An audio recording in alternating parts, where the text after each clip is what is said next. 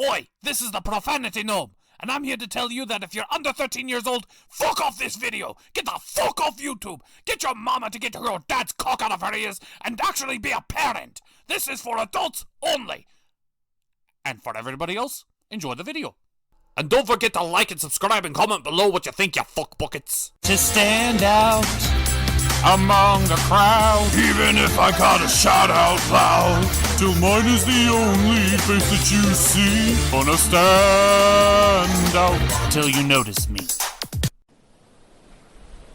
So this is the fandom that you were from? Actually, Moldavite, it's the fandom I grew up. I'm not entirely sure where I'm from, but as far as I'm concerned, this is home. Oh, I'm so nervous-sighted to see all my friends again! Be still, Master Gent. It's been a long time. We don't know exactly what's changed or what's socially acceptable anymore. We're here at port! Hello, pony friends! Hello, tiny earth pony! Hello, elderly earth pony! Hello, Equestria! Was it something I said?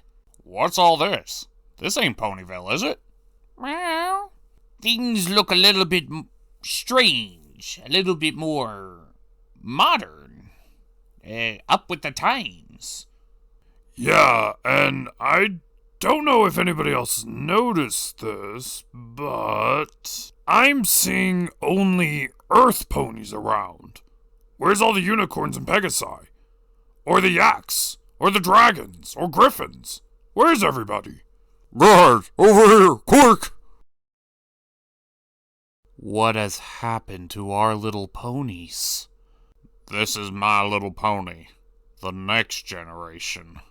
The movie. The movie begins with a blast from the past, as we get reunited with all 6 of the main 6 that we've come to know so well, with a movie-style, animation-style budget, too. Yes, it hits us very hard in the feels. After so long with nothing, we finally get a return to harmony.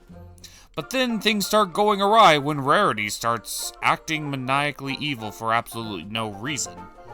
And then we get that reason. They're not actually them. They're just a bunch of kids playing with toys. This is our new character cast. Meet Sunny, Trailblazer, and Sprout. Sunny is currently getting mad at her 2 boys as they keep playing with her toys wrong and causing them to fight, because unicorns, Pegasi, and earth ponies fight now. Okay, but in the boys' defense, Sunny, I think you were expecting a little bit too much from 2 little boys.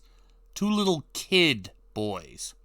You give a boy a Barbie doll, and they're going to be playing G.I. Joe. You give a boy a stick, and they'll be sword fighting and gun shooting imagination in a matter of minutes. It doesn't really matter. 90% of boys end up going to war games when playing with toys. So, yeah, that one's kind of on you. Well, with a quick trip downstairs, we meet Sunny's father, as he seems to be studying the old Generation 4 lands of Equestria. He has a few drawings of the cutie marks, Twilight Sparkle's feather, an old map, and Star Swirl the bearded painting. Is that Grogar's bell? How the flip-floppity flying fuck did he get Grogar's bell? Should that thing be, like, locked up or thrown in the ocean somewhere? Jesus Christ, what kind of money does this guy make, or what level of importance does he have to have a fucking Grogar's bell being used as what looks like a paperweight? Well, it's here we get introduced to one of the main conflicts of the movie. Once again, Equestria doesn't seem to be getting along with other races, as Sunny appears to be taught that all the races for a time once got along together. But apparently it's the teachings of nowadays that Earth ponies, Pegasi, and unicorns just don't get along anymore. And there seems to be this disdain, mostly coming from the mother of Sprout here, Phyllis. Phyllis? Her name is fucking Phyllis? This is a fandom where characters are named Moon Dancer, Colgate, Pinkie Pie, Twilight Sparkle, fucking Sunset Shimmer, Celestia. And some parents decided to name her Phyllis? Is Phyllis even a girl's name? Well, Phyllis and Sunny's dad, I wouldn't really say get into an argument, but rather a civil disagreement. As Sunny's dad, and by extension Sunny, believed that there was a time when all the races did get along. But Phyllis, as well as the other boys, are under the impression that the races have never gone along, and they hate each other. Okay, well, part of me thinks that this is some sort of new world, I guess new generation, new world. And since, because of that, the races don't get along in this one. Okay, that's fair. But wait, we just saw them playing with toys in the main 6, and we saw a lot of Generation 4 memorabilia. If this doesn't take place in Generation 4, that's a massive coincidence, don't you think? I have so many questions! It's a little confusing, really. Well, after Phyllis and the boys leave, Sunny and her father spend a bit of father-daughter time together as they set up things for future events, like drawing out a childish note saying that all ponies have friends here in this town, as well as foreshadowing Alicorn Princess for Sunny. And with one last good night to the main 6, we cut to many years later. This is a very important day for Sunny, and apparently her father has passed. But she doesn't let that get her down, for she is singing a song, which I'm not going to really comment on the songs in this movie. I'm just going to say most of them just feel like generic My Little Pony songs. Not even really making in the top 20 memorabilia for me. But I'm not really someone who judges songs, I'm someone who judges stories. This is just my personal opinion. No touching up on the songs, got it. Well, during Sunny's singing, we also see that she's being pursued by a adult Sprout. And we also see that, yeah, they're very much demonizing Pegasi and unicorns in this small Earth Pony town. But apparently, that's gonna change during this big event that Sunny is trying to attend. But she gets stopped by Trailblazer, the adult form, and his small band of animal critters. Trailblazer informs Sunny that she is not welcome on the premises. Like, she is a permanent ban from this giant event that's happening. And while Sunny seems to agree not to trespass, I don't think that's going to stop her. I'm just gonna put a pin in the whole Earth ponies don't get along with the other races for the time being, and focus on this particular event. I'm just gonna say this now. If you crash an event that you are specifically told you are banned from, and you're not allowed on, but you completely ignore that anyway in order to burst in on someone's event and ruin it with whatever message you have, I don't care what message you're promoting is, no matter how good you think it is. You could be promoting women's rights. You could be promoting stop abortions. You could be promoting Black Lives Matter, LGBT, LMNOP rights. I don't care. If you crash someone else's event when you're specifically told you are not welcome, you are in the wrong. Because it makes you look like the asshole. So the moment Sunny sets foot in this event, whatever it is, whatever it's about, she is in the wrong. 100%. And I'd also like to make a note that Trailblazer here is now the sheriff. So it's a person with authority telling her she is not allowed to go. But of course that won't stop her. So we enter into the big event for a day. And what is the big event? It looks like a fashion run race show where they're more or less demonizing Pegasi and unicorns and promoting Earth Pony protections and cautionary measures. Organized by Phyllis. Okay, things are starting to make sense. Yeah, they're promoting hatred towards other races in order for her to sell other ponies' products to keep them safe, quote unquote. So yeah, she's got an agenda and personal bias towards getting the ponies to continue to hate each other. Okay, Phyllis's motivation makes sense. And villain established. But that doesn't stop Sunny from trying to pirate the event for herself, to promote peace and love between all the races. But she gets caught up in all the propagandas and all of the mechanical devices going on, so where she gets pinched at, locked in a box, and then fired at with giant goo bombs. And I can't say it's not deserved. Well, she was trying to promote a message of peace and love, right? Yeah, but promoting a message of peace and love while crashing someone else's event and ruining their showcase? Yeah, that's not promoting peace and love. That is, I feel my agenda is more important. And it also puts our main character, Sunny, in a bad light. And after being told that Sunny wasn't allowed to even be on the premises, now that she spoiled everything, of course, Sheriff Trailblazer is going to punish her with the full extent of the law. A stern talking to outside. Really? That's the punishment? Just a stern verbal warning? I mean, if she was banned from the premises, I'm assuming that this isn't the first time she'd done something like this.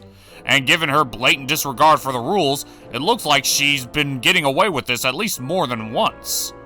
I think she needs a little bit more of a stern talking to. Thank you, Sheriff Trailblazer.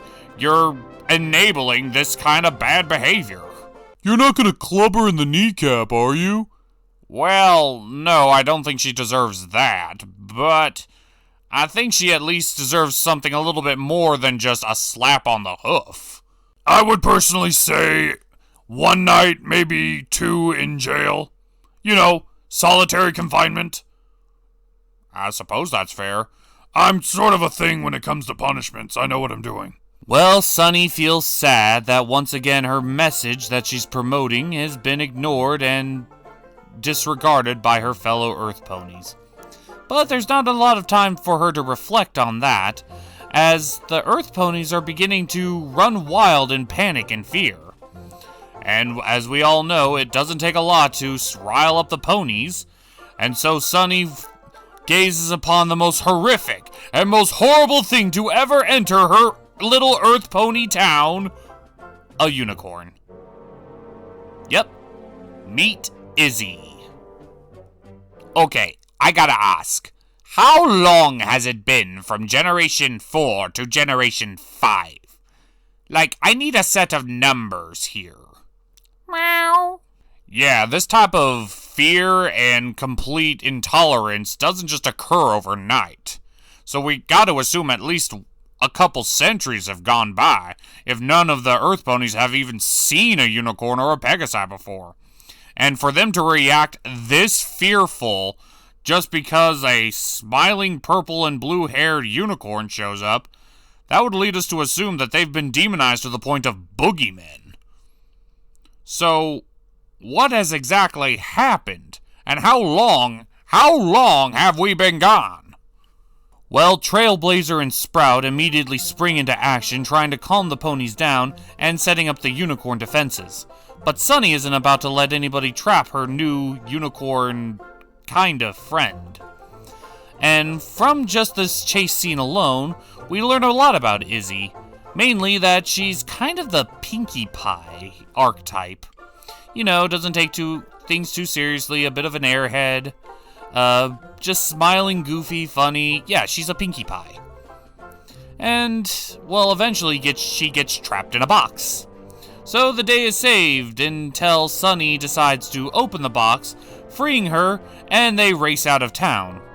And this appears to be the final straw for Trailblazer, as he chases after. Well, Sunny and Izzy make it to Sunny's house, and then it dawns on Sunny she's got a unicorn in her house. Time to play the ultimate get info card, as she begins to ask Izzy a million questions all at once of everything she's ever wanted to ask a unicorn. And Izzy is more than welcome to comply. And she also drops a big bombshell. Unicorns no longer have any magic. I'm sorry, what? Yeah, what?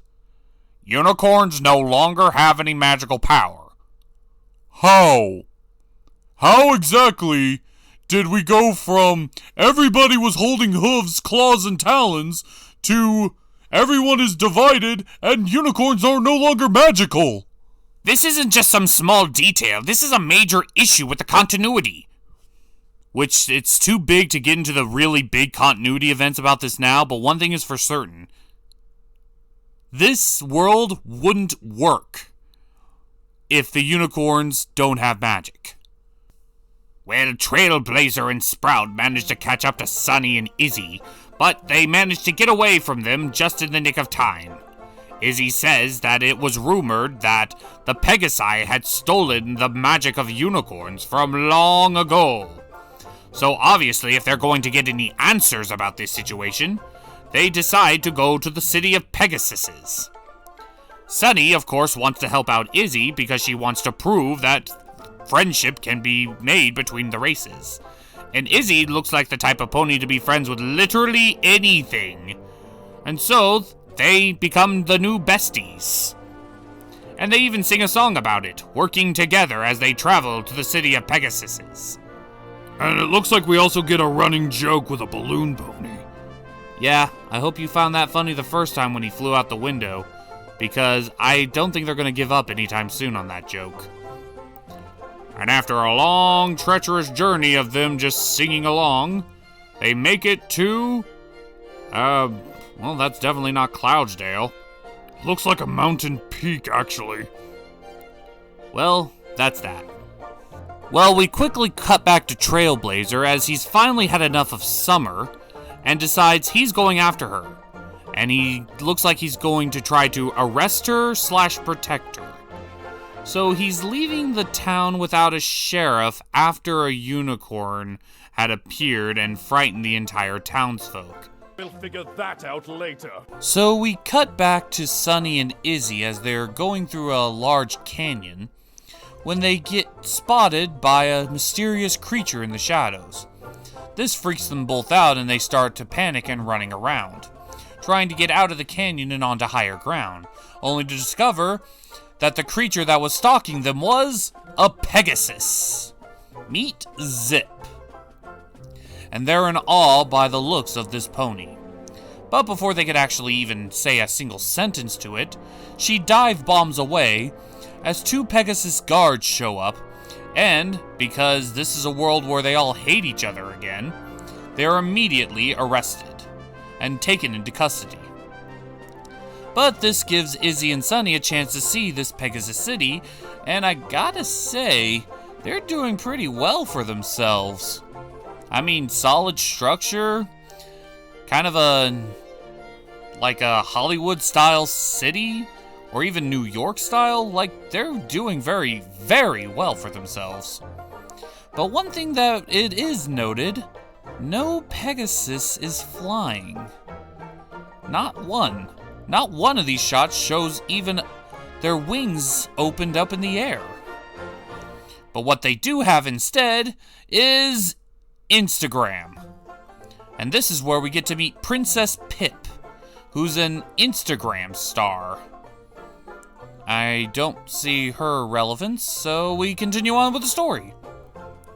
As Izzy and Sunny are brought before the royal chambers, where we finally get to see 3 flying Pegasi. Princess Pip, Princess Zip, and Queen Haven. Well, Zip immediately recognizes those 2 ponies, and she's got a worried expression on her face. Kinda wonder why. But she's definitely not as worried as Queen Haven is, as this is the first time an Earth and Pegasi have even entered into the city borders before, let alone made it this far in, and she lets it slip that there's a major event going on tonight. So, she wants to keep everything under wraps. But of course, Princess Pip is an Instagram star and decides to use her influence to spread the news that there's 2 Earth and unicorn ponies in the kingdom. So, that cat's out of the bag. So instead, the queen is forced to throw them in jail until the major event tonight is over, and they fly off.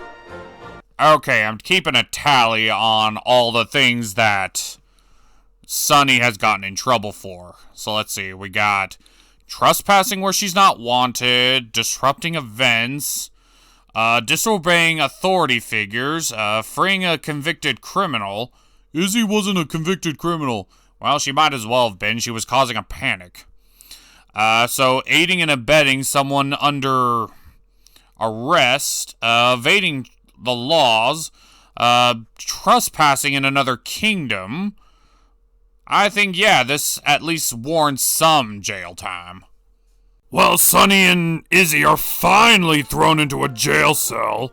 Which, is it really a jail cell or a luxury suite just by that one image of Izzy alone? But they get approached by Princess Zip.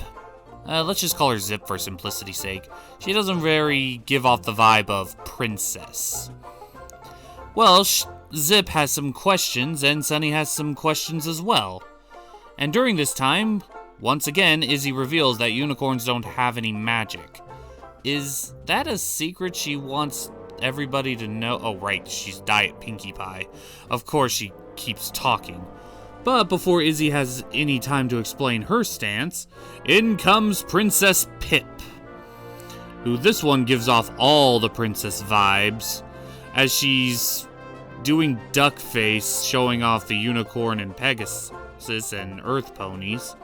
And she reveals that the reason no one else is flying, except for the royals, is that only royal ponies can fly. Unfair, but that's just how it is. I'm calling bullshit. And it looks like Zip is in full agreement on this, as she lets out Izzy and Sunny for keeping her secret of being away in a canyon. I'm not entirely sure what Izzy's motivation here is. Sunny wants everybody to get along. Izzy just wants a friend and looks like just wants to go on adventures. What's Zip's motivation for trusting those two, though? Because she kept her secret by saying she wasn't around in a canyon? Which is... why? What was she doing wrong that she wanted to keep a secret? Maybe she wasn't supposed to be out? I don't know. You know, this movie is doing a very terrible job of explaining things. Is this how normal ponies behave throughout things? 'Cause you described it very differently, Alan. No, they're not supposed to be acting like this at all. We were all getting along together. Everybody was in harmony. People were at peace. This is not normal. Well, we get a quick cameo from Trailblazer as he's still hot on the trail of Izzy and Summer, and discovers that they're not only in the Pegasus City, but they've also been arrested. And now, he knows exactly what to do next. Go after them. But we cut back to Summer, Zip, and Izzy as they're exploring in old ruins. The ruins would state that this was a lift into the Pegasus City for Earth ponies and unicorns, clearly proving that all the races for a time did get along. But we already know this, considering that this takes place in Generation 4. We also get even more proof by that Wonderbolts poster. Which, speed of which, what happened to them? Well, we get explained as Zip lets it slip that no Pegasi can fly, not even the royals. They do all their flying tricks with hooks and wires. She needs their help in order to figure out what happened to all the magic. No unicorn magic, no Pegasi magic, and probably no Earth Pony magic, though I doubt they'd even notice if they lost their magic. and she needs extra help in order to figure out what went wrong. Well, after doing the most basic of basic deduction work from Summer's end, she's able to deduce within minutes what Izzy, or Zip, I'm sorry, I'm still trying to learn names here. She was able to deduce within seconds, though, that there apparently is some sort of MacGuffin crystals, and it has something to do with Twilight's cutie mark. Like, I don't remember Twilight's cutie mark being of this much importance. But apparently there is a magical MacGuffin crystal. One that represents Pegasi and another that represents unicorns. Through stained glass fixtures, they're able to piece together that these two crystals fit together. And this must have something to do with the loss of magic. So, the best way to find out what happened to the magic is apparently get the crystals. And Zip just happens to know where the Pegasi one is. It's attached to the crown of the royals. But unfortunately, her mother, Queen Haven, refuses to take it off, no matter the circumstances. But that's okay, because in Summers, if we know anything about her, it's that she figures the law doesn't apply to her. So they're just going to do an Ocean's 11 style steal the crown and replacing it with a macaroni sculpture of Izzy's creation. So they come up with this crazy plan where Zip would let them into the big event tonight so that Summer and Izzy can steal the crown. After confronting her mother about lying to the people and her mother just brushing it off, the big event is allowed to begin, where Pip flies around and sings yet another song that's played in the background as they actually manage to steal the fucking crown. This plan that they must have spent like maybe 15 to 20 minutes coming up with, since they did say that this big event was happening that night. So there would have been no time to really come up with the big layouts of the plan. Thank God that they happen to be friends with now the princess. Otherwise, I don't really believe this would work. But like any Ocean's 11 plan, there's always a hitch. And in this case, it's the Royal Corgi, also Trailblazer. But Trailblazer's role is pretty minor, as he gazes upon Princess Pip. Oh, I smell shipping! You're getting shipped whether you like it or not! Not after that! Okay, yeah, I gotta admit, I think they tried to throw, like, chemistry between those two, but that's overshadowed by the fact that the dog seems to have more chemistry with Trailblazer. Yeah, there's a bit of a running joke in this movie, where Trailblazer just immediately gets all of the animals' attention for some reason. Wait a minute. Are they setting up a new main 6? I think they're setting up a new main 6. Summer is the we have to all get along, so she's obviously the Twilight archetype, but with a certain disregard for the rules. Izzy is Pinkie Pie with less energy and less magic. Let's see. Zip would probably be Rainbow Dash, because we saw her jumping around in a canyon trying to fly, and she does display a little bit of tomboyish behaviors and attitudes. Obviously, Pip is Rarity, except replace dresses with Instagram and Twitter. So, Trailblazer is who? Well, he has the duty-bound, straightforward attitude of Applejack, but he also has that running joke where all the animals are in love with him, and that's Fluttershy. Maybe he's like a DNA fusion of them both? I have no idea, but that's the only thing that makes sense. They're replacing the main 6 with watered-down versions of the same characters. Well, the plan goes even further awry as Izzy and Summer accidentally walk into the room of the guy controlling the strings on the Pip puppet. And through a random series of circumstances and freaking the poor guy out, Trailblazer is outed, and so are the royal family for being frauds, as Pip now hangs in a very, very awkward position and looks longingly at Zip as if pleading, "Please help me." But Izzy just Zip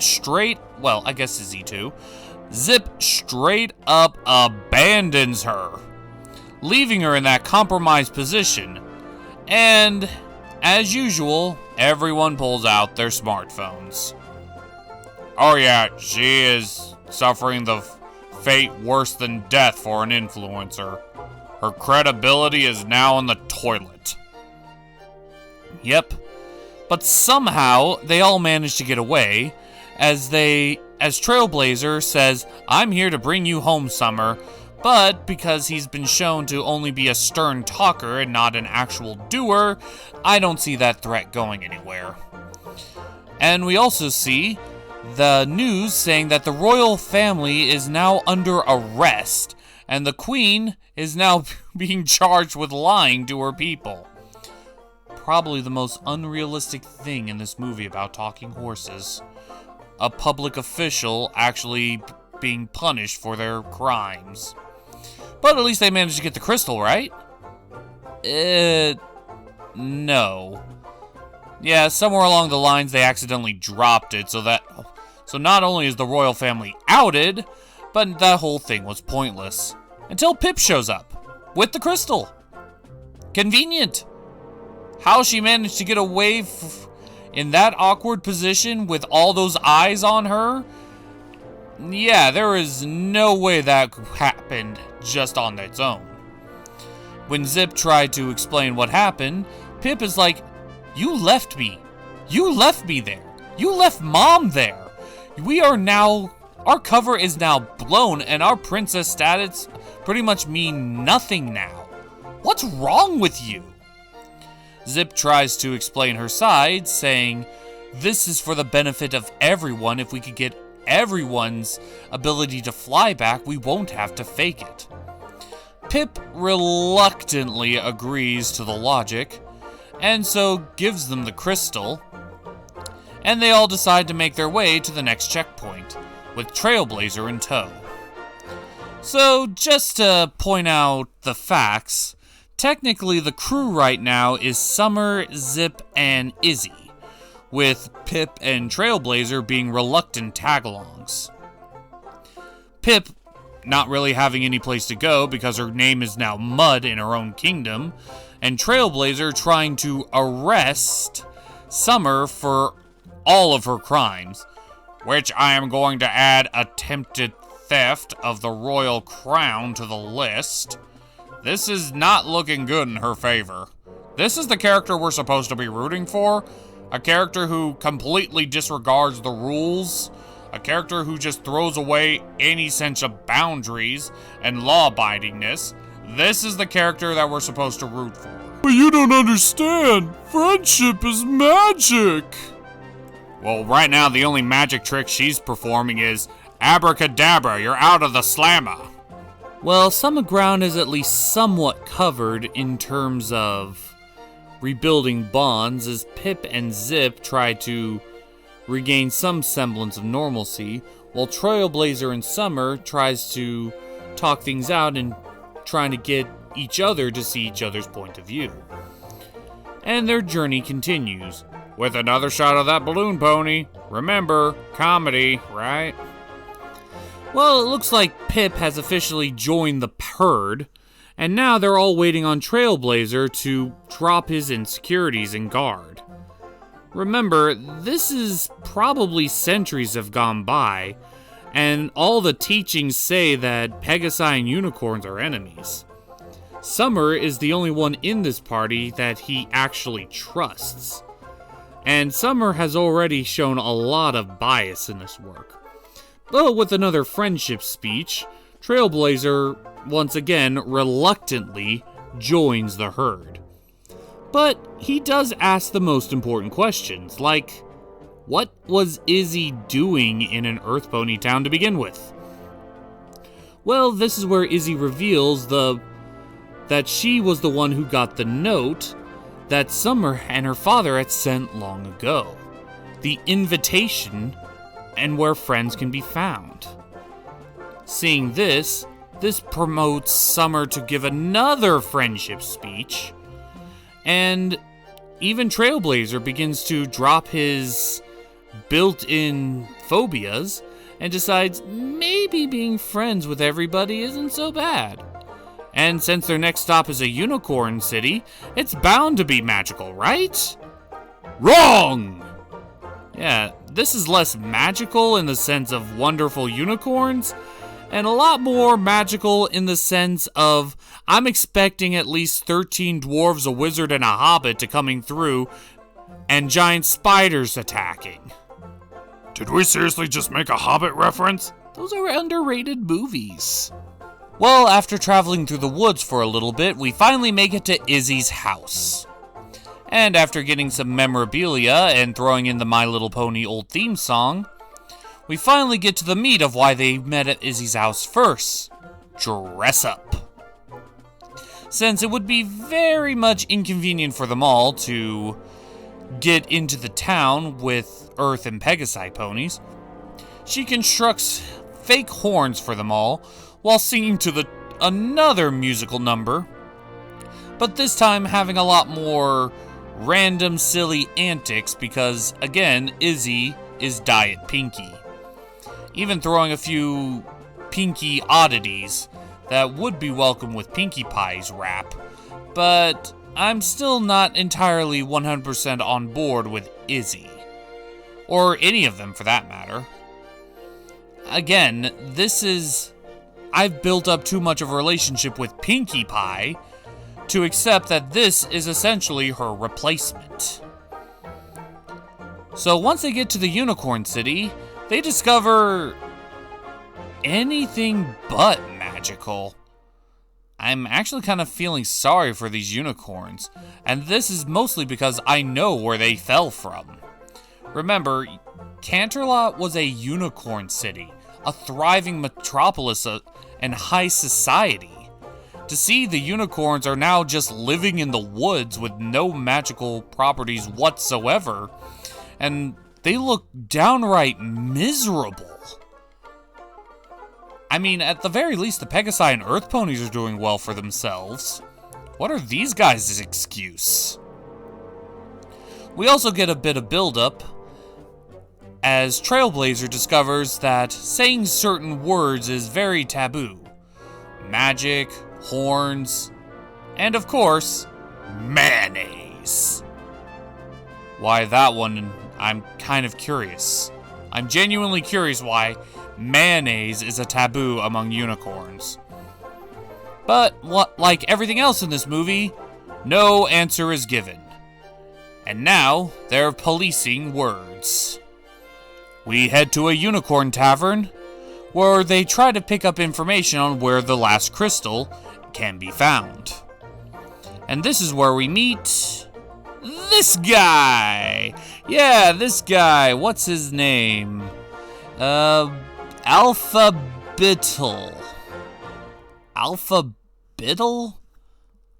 Is that a name? Well, as far as the movie's concerned, his name is Yugi Moto, and he's the king of games.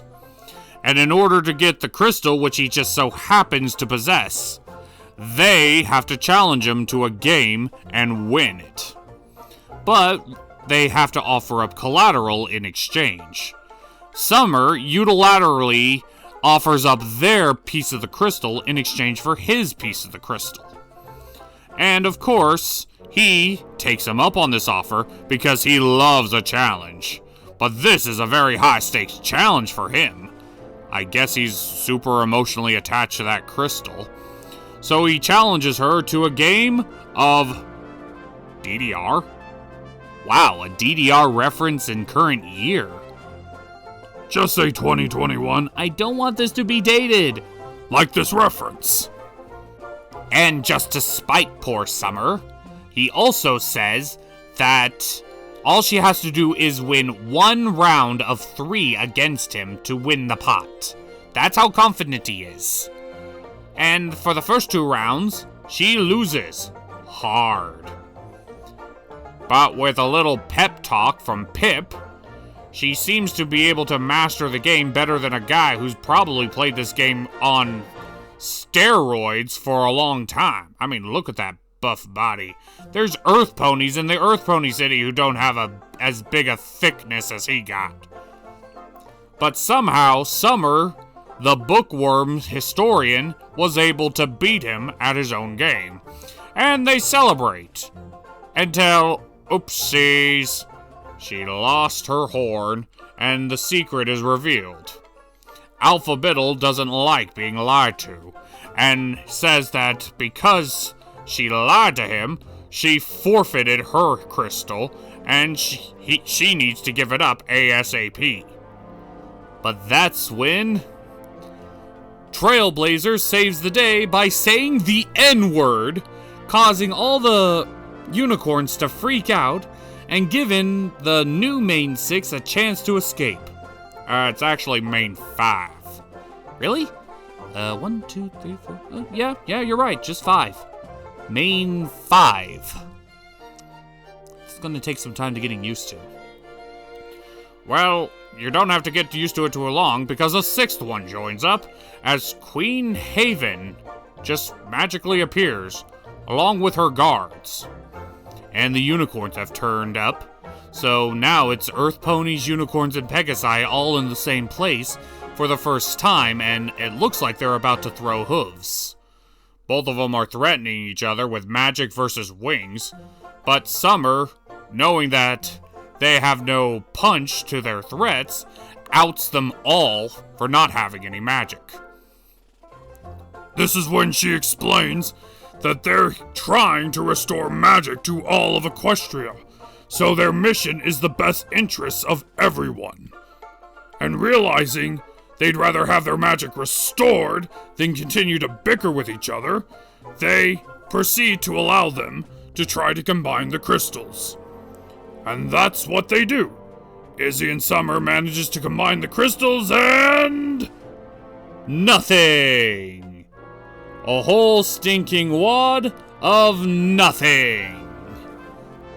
Well, yeah, of course nothing happened. Look, there's a piece missing. It's obvious. I mean, you got your unicorn piece, you got your Pegasi piece. Well, what's the middle? Of course, the Earth Pony piece. So clearly, you're missing a piece of the puzzle. Well, we don't know how this crystal works, so even with all 3 pieces, I'm not sure if that would be enough to get the crystal to respond. I mean, apparently this existed in Gen 4, but it was never mentioned. Ever. It's almost as if they just came up with this crystal plot just to give some sort of purpose to this movie. Well, we're most of the way through the movie now. Time for the inevitable breaking up scene. And they follow a bunch of other cliches in this kind of lazily written story, so they might as well have the 3rd act breakup. After Summer and the rest of them fail to restore the magic by putting 2 pieces of a 3-piece crystal together, Summer decides to go back to her hometown, and followed by Trailblazer up to a certain point, she goes home and just kind of laments that all of her crimes didn't amount to what she thought was going to happen. What did she think was going to happen? Even if she managed to actually get magic back to Equestria, she committed like several dozen crimes in the process. I wouldn't go that far, but a jail sentence is acquired. Well, she begins to pack up all of her stuff because I guess failing to restore magic to Equestria is equivalent to not getting all the ponies to be friends again. I'm not sure where the connection to that is. I mean, if she wanted friendship with the other races, well, congratulations, she did it. She managed to do it. Izzy, the unicorn, is kind of her new best friend now. Trailblazer now is getting along with Pip, and Izzy, well, she's just kind of there, but she's at least friendly towards them. So that's what she wanted, right? The race is getting along. She did it. She won. Who cares if magic isn't restored to Equestria? There's a big reason why that's still a problem, but we'll get into that afterward. Well, during the process of her throwing away and putting up all of her stuff, she notices a certain spot on the lighthouse that looks surprisingly similar to the crystal, though it's a completed version. And through a fancy light show, she discovered that her old nightlight just happened to hold the final piece of the fucking crystal. Are you joking? Okay, we are doing a thorough search of this house. I mean, Grogar's bell, the piece of the MacGuffin crystal. Did your father collect the elements of harmony too? Is there a piece of Star Swirl's horn in here? What kind of collector was he to acquire all of these rare and powerful items? Well, after learning that she has the third piece of the crystal and the journey's not over yet, she tries to meet up with Trailblazer in town, but afterwards she notices something is wrong. Where is all the other Earth ponies? Well, a big fireworks show at the big machine factory kind of points them in the right direction. The Earth ponies are on the march, and it looks like they're going off to war, being led under the strategic mastermind of Sprout. What? Quick recap. All the way back to when Trailblazer left the town and left Sprout in charge, well, as it turns out, Sprout has a bit of an inferiority complex. He's always playing second fiddle to Trailblazer, but he always did have his mama's support, Phyllis. Well, after learning that Trailblazer was gone, she decided to weave her way into Sprout, which was pretty easily done, and made him the new sheriff. Because technically that makes sense, he was the deputy and is now the acting sheriff. So enjoying his new title, he tries to play big shot with everybody, but his mother decides, nah, I'm gonna manipulate my son into spreading even more fear and anguish amongst the other Earth ponies and get them to buy more of my products. And like an idiot, Sprout does so. But what he doesn't realize is that his own insecurities, coupled with his mom pressuring him, as well as everything that he's ever grown up to believe, he begins to sing a song and getting all the Earth ponies to rally behind him. He's no longer just worried about defending the Earth pony ways. No, he's taking the next logical step in his own biases and twisted beliefs. It is now time for extermination. He's going to war with all the other races, and rallying his town of Earth ponies, he has the means of doing so, taking over his mother's factory as no longer sheriff, but emperor of the Earth ponies, and they begin building a twisted machine in her labs. Even his own mother is like, dearie, I think you're taking a little bit too far. But he's like, nah, it'll be fine. And so now we cut to current moment as Sprout has straight up become the Third Reich. And now begins to want to lead a war against all other races in order to protect the Earth Pony Way. Sunny and Trailblazer, of course, try to stop this idiot from going to war for no reason. But they accidentally let it slip that the unicorns and Pegasi don't have any magic. And with no magic, that not only evens the playing field, but gives the Earth ponies a massive advantage, as they reveal the Big Mac. Yeah, that's just a giant large pony painted red. I guess he was trying to go for his own color scheme, but it looks like Big Macs. You know, now that I think about it, you bring that up. A lot of the ponies in this generation do look like they're just taking the color scheme of ponies that already exist. I mean, Sprout just looks like another version of Big Macintosh's color scheme. Summer has Scootaloo's color scheme, and even Queen Haven looks like a MILF version of Diamond Tiara. And those are just the ones we can name off the top of our head. I'm sure there's a lot of others that we haven't named, though. So Sprout, having long since had the seeds of hatred, anger, and mistrust, as well as bias and prejudices, planted in him from his mother long ago, he is now bloomed to be a pure mass of hatred, anger, and violence. Summer and Trailblazer try to run from his antics, trying to do what they can in order to protect the balance of their world, even though it's already crumbled. As soon as they do that, Izzy, Pip, and Zip show up, saying that they don't want to give up on the friendship. They just got it, and they feel it's strong enough to where they don't want to just get rid of it after everything they've been through. All the crimes they committed. And then Queen Haven and, what was it? Yugi.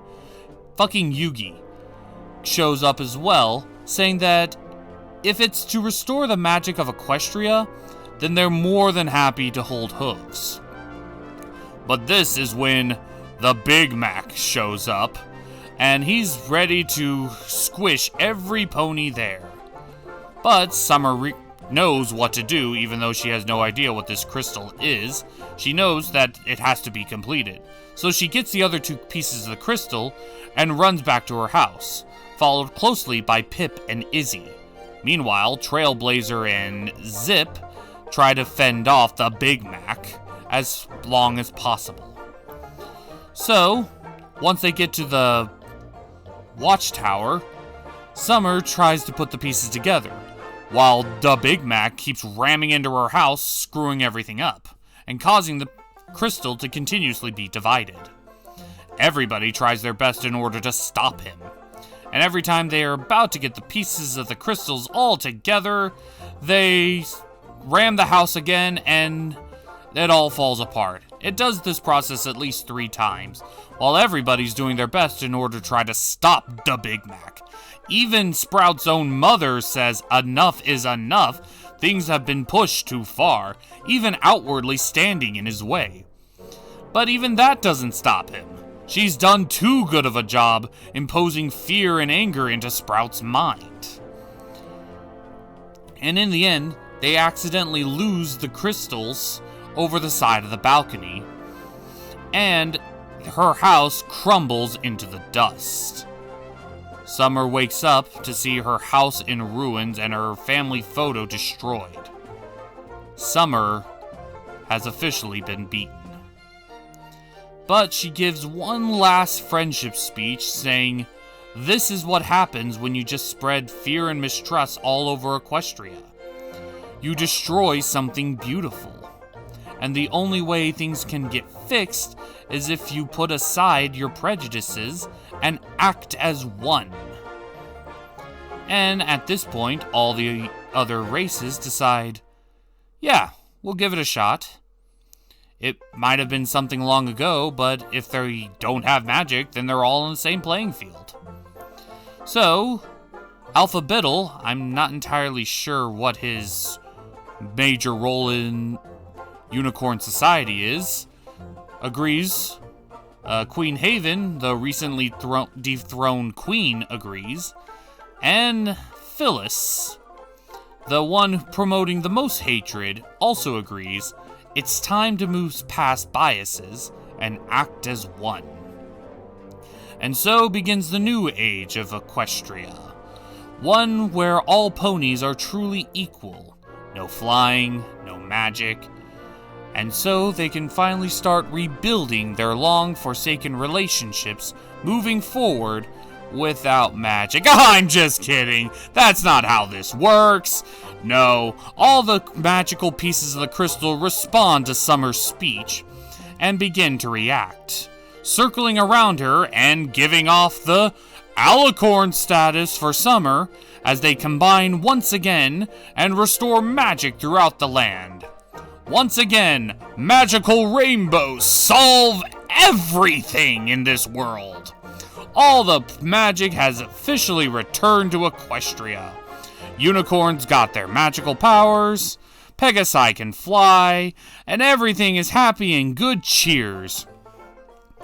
Now, I know a lot of people are saying that Summer is now an alicorn now, but those wings and horn look like they're more entirely made of magic than solid. I think that's more symbolism than it is actually her being an alicorn. But I have a feeling that that's where the show's leading towards. She is the Twilight Sparkle of the series now. Yep, so it looks like everything is okay forevermore. Sprout doesn't pay for any crimes, and for some reason, despite having no magic for literal thousands of years, they apparently know exactly how to work it fluently. And I guess all that training that Twilight, Sunset, and Glimmer did way back when was completely pointless. And so it all ends with everybody friends again, and that balloon pony showing up at the last second just to get one last desperate laugh. And that was My Little Pony, The Next Generation. In the spirit of fairness, we'll be looking at the positives first. Some of the jokes were actually genuinely funny. And I did enjoy the Trailblazer's entire character. He's the only one who did genuinely feel unique. And the delivery that his voice actor gave was quite on par. Though I don't suspect that he'll be part of the TV series once that gets rolling, since he's kind of a big name actor. I don't think he would do a series like this, not unless they drop some major bucks. And I don't see that happening. And for that matter, I didn't outright hate any of the other characters.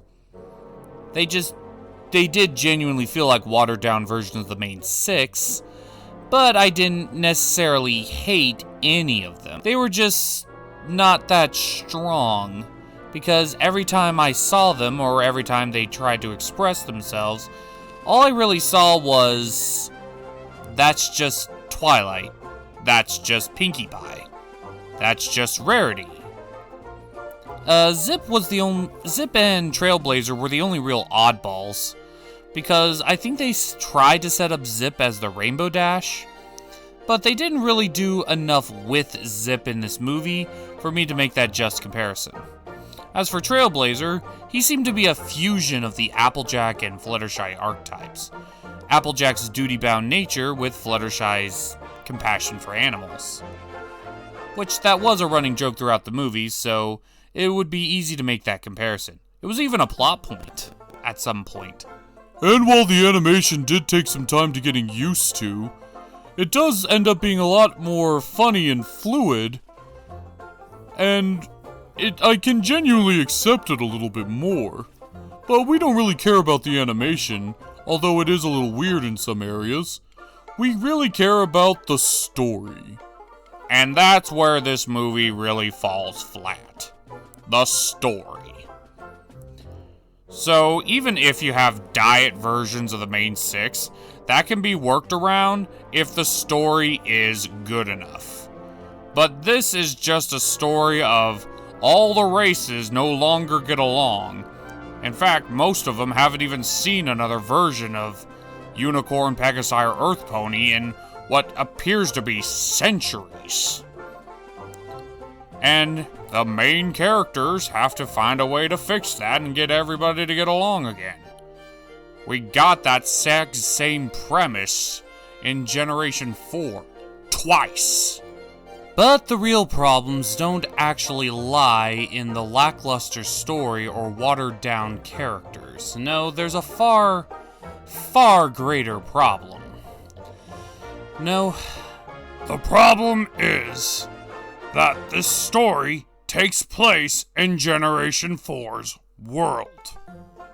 But they refuse to follow the rules of Generation 4's world, which creates a hell of a lot of questions. Like what exactly happened between all the equestrian races to divide them all so drastically? Where's the alicorn hierarchy? Shouldn't they have put a stop to this? Where's Celestia and Luna in all this? How come they could let this happen? Where's Discord? Would he seriously allow all the ponies in Equestria to divide amongst themselves when he has Fluttershy's memory to keep intact? Where's all the pony allies? Where's Canterlot? Where's Ponyville in all this? How come the Table of Harmony hasn't done anything to solve this problem? How come it didn't summon anybody? Where's Heartswarming Eve? You don't just forget Christmas that easily. How come the Wendigos haven't attacked yet?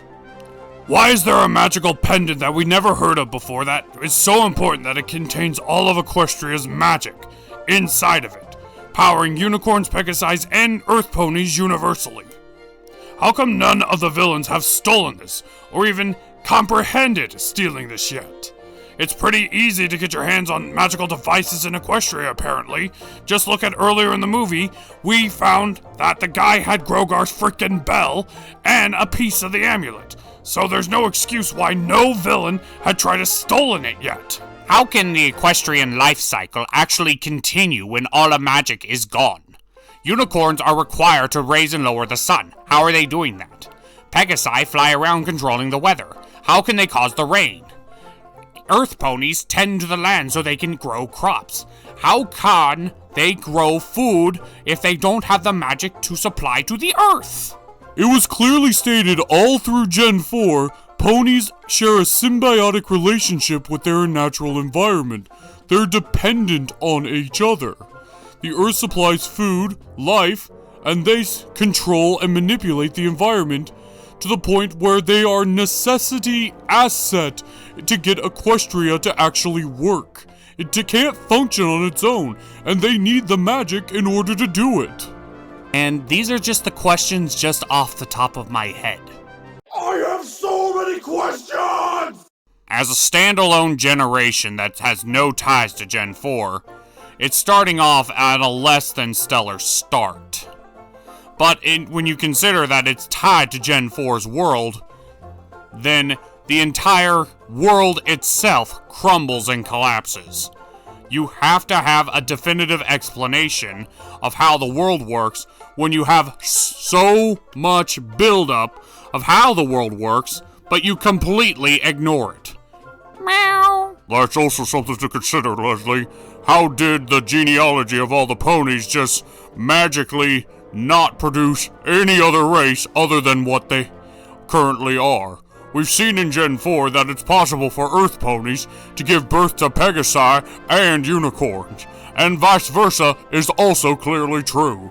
So, how did they spurge all of the genealogy from all the different races? This story literally cannot work unless there's an explanation of how Earth ponies got rid of all unicorn and Pegasi from their genealogy, and vice versa. Bottom line, this doesn't make any sense, and I'm continuously left with these questions, and until it's answered, I can't call this anything other than a complete failure of a movie. Regardless of its good qualities, it had potential, but they have to cut the cord. They have to get rid of Generation 4 to move forward, or continue to build on the continuity that was already laid down, set forth before them. I was highly afraid of this when I heard the news that it was taking place in Generation 4's world, because Hasbro has had a habit of doing this exact same premise before. Robots in Disguise 2015 with Transformers Prime lore. It doesn't work. It's not compatible. And this one, there's really no excuse why it couldn't work, but they chose to ignore the world. Bottom line, this movie's a failure. It makes no sense. And what's worse yet is the implications that ponies literally can't get along with each other unless there's a hierarchy authority holding a gun to their head telling them that they have to get along.